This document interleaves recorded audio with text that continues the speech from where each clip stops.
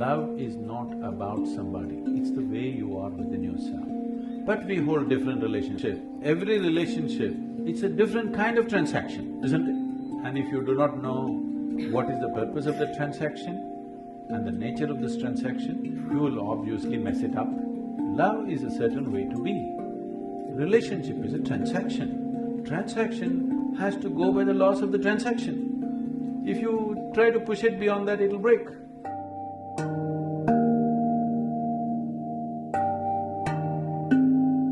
I've got two questions, sir.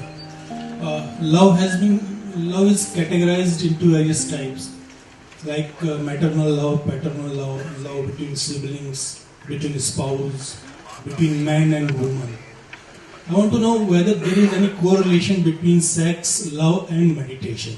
That is the first question. Second is Shiv and Shakti. Shakti is energy and energy is matter. Can we say it is consciousness, if we can translate it into English, consciousness and matter? Second question, no. It's a complete… there's too much of wrong depiction happening. I don't know if we have the time to look at that because that's a certain dimension of life which has to be looked at in a certain way. For the first one, there is… see, I think we've already gone through this. See, love is not about somebody, please understand. A relationship is about somebody. We hold different relationships with different kinds of people, isn't it? Depending upon what is the nature of activity we are in. Now, your child comes here out of your love, you grab him and put him on your lap. Your neighbor comes, please don't do that. But can you love your neighbor equally like this, without grabbing him? Yes or no? So, your mother comes, you go and do this and express your love. Your dog comes, boo boo boo boo boo, you do. Can you love your dog as much as your mother, I'm asking you? Oh, dog and mother, he's comparing. Stupid nonsense, tell me, when you're really feeling wonderful about your dog, is it any less than anything or any more than anything? Huh? Love is not about somebody, it's the way you are within yourself. But we hold different relationships. Our relationship with the dog is one way, with our mother another way, with our child another way, with a friend another way, with a working relationship it's another way. Relationships are transactions. Transactions have to be managed sensibly.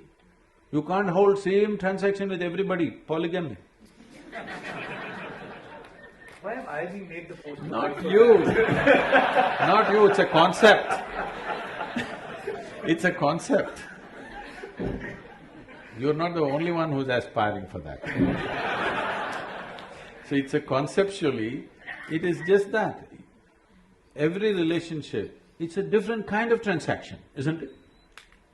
And if you do not know what is the purpose of the transaction and the nature of this transaction, you will obviously mess it up. You'll obviously mess it up, it doesn't matter how close they are to you, you will see it'll got… Many number of people it's happened, people who thought they are one and they'll never get separated are in horrible, hateful situations between them, not because of anything else, not because they're bad people, not because something else, just that you do not understand the limitations, you mistake action and the way to be. Love is a certain way to be. Relationship is a transaction. Transaction has to go by the laws of the transaction. If you try to push it beyond that, it'll break. But how you feel within yourself, nobody has any business with it. Nobody should be able to do anything about it. You feel wonderful within yourself, in your thought, in your emotion, in your body, in your energies. This is the way you should be. If you're feeling sweet in your emotion, you're loving towards everything that you set your eyes upon. But the transaction is different. How I am, how I transact with somebody, I cannot transact with you just like that, isn't it? But I don't have to feel any different because this is the way I've decided to be within myself. So you need to have this understanding, what is being, what is doing. If this distinction is not there, then you'll mix it up and you think this is that is this. I love you is a fake statement. I'm in love, all right. I can't love you, it's not possible. I can transact with you, in a certain way. But I'm loving. Because I'm loving, the transaction also has that quality. If I'm not loving, the transaction will not have that quality, isn't it? Sir, my question was correlation between sex, love and meditation. Is there any correlation with meditation? Is there any correlation between sex, love and meditation? I thought we separated sex and love sufficiently. Sexuality means… I'm not trying to make a moral judgment on it, I have no such thing about it. It is just that your intelligence has been hijacked by your hormones.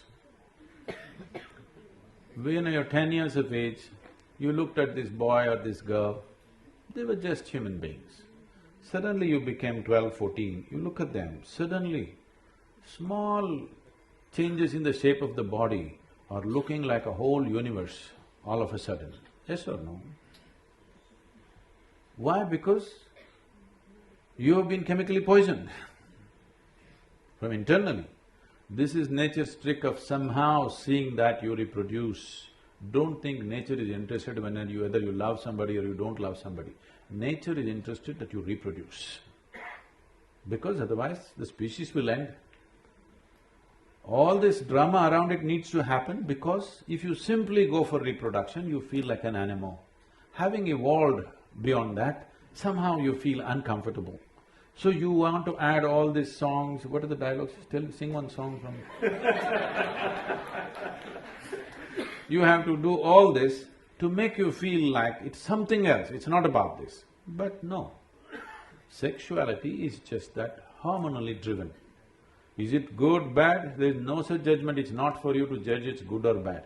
The question is for you personally, how strong a force is it within you? Do you want to dedicate your life for that or no? That's something that you have to take a call. How is it connected to meditation? The word meditation in English language doesn't mean anything, actually. That's why everybody uses it. If you close your eyes and sit, in English they will say you're meditating. With eyes closed, you can do many things. You can do japa, tapa, dharana, dhyana, samadhi, shunya, any number of things. Or you might have just mastered the art of sleeping in vertical postures. Who knows what you're doing with your eyes closed? Different things you can do. So, if we assume that meditation means dhyan, again the word dhyan is being used too loosely, it is not specific in today's usage, but it has a specific meaning. It means that if you sit here, your body is here, your mind is there, what is you is somewhere else. That means these three identities are separate in your experience. Once these three things are separate, then where is the question of asking the process of the body, the process of the mind, what has it got to do with this? Is there a correlation? No, there isn't. Now, oh, so if I meditate, I can't have sex, if I have sex, I can't meditate. That's not the thing. Meditation is not an act, it's a quality.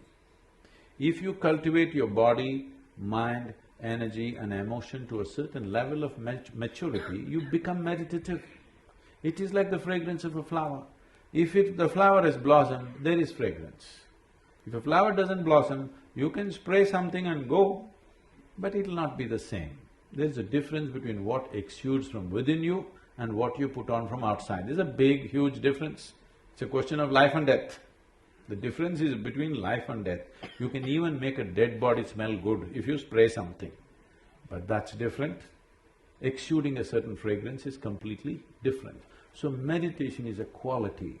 Its meditativeness is a quality, not an act. If I do this, is it meditation? No. If I do that, is it meditation? No.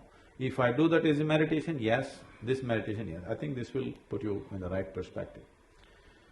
It once happened, this was a Sufi master called Ibrahim. Ibrahim gathered a few people in his place and he was trying to train people. One evening, two of his disciples meet and they're frustrated, and one guy says, "Hey, I want to smoke, but I don't know what the master will say." The other guy says, "Even I want to smoke." Then why don't we ask him? They decide. They decide to ask him separately.